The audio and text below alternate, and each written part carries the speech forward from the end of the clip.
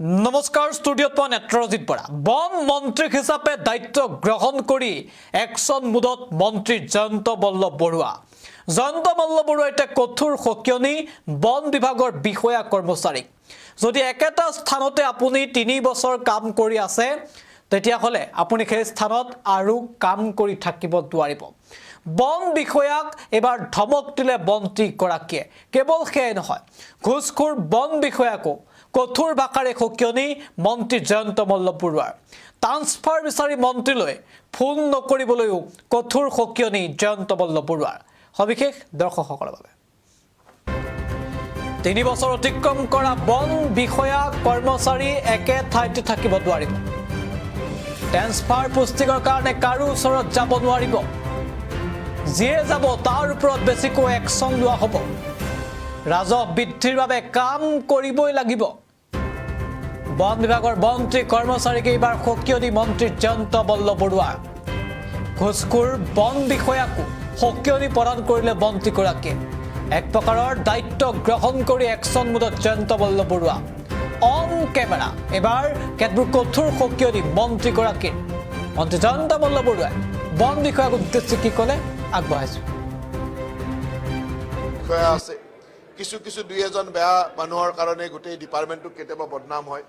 আৰু সকলোৱে স্বীকাৰ কৰিছে যে হয় এজন দুজন কৰবাত এটা ডিভিজনত এটা ৰেঞ্জত এজন দুজন বেয়া মানুহ থাকে তেওঁই গোটেই ডিপাৰ্টমেণ্টটোক বদনাম কৰে 3 বছৰ অতিক্ৰম কৰা কোনো বিষয়া কৰ্মচাৰী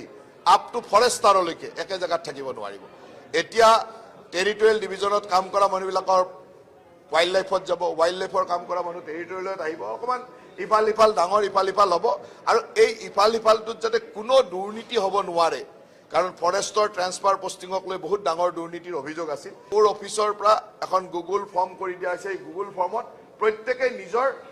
ফৰ্মখন নিজে ফিল আপ কৰি দিব আৰু সেইখিনি মই নিজে মনিটৰ কৰিম আৰু সকলোকে স্পষ্টতাৰে কৈছো যে ট্ৰান্সফাৰ পোষ্টিংৰ কাৰণে মোৰ কোনো চিনাকি মানুহ মোৰ অফিচৰ মানুহ মোৰ মানে সতীৰ্থ মোৰ চাহ চিনাকি কাৰো ওচৰত যাব নোৱাৰিব আৰু কোনোবাই গ'লে তেওঁৰ ওপৰত বেছি একশন কৰা হ'ব তাই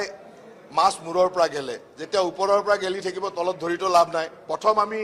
নিজৰ ফালৰ পৰা স্পষ্টতাৰে কৈছো যে কতো ট্ৰান্সফাৰ পোষ্টিংৰ নামত দুৰ্নীতি নহ'ব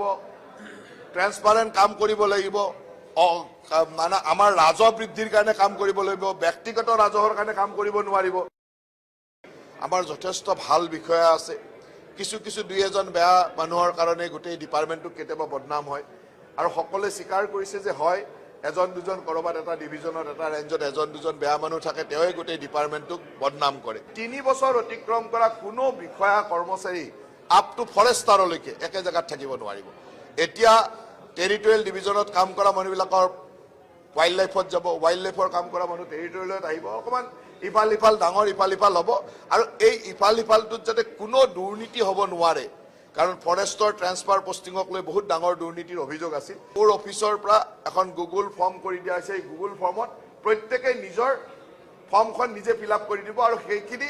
মই নিজে মনিটৰ কৰিম আৰু সকলোকে স্পষ্টতাৰে কৈছো যে ট্ৰান্সফাৰ পোষ্টিংৰ কাৰণে মোৰ কোনো চিনাকি মানুহ মোৰ অফিচৰ মানুহ মোৰ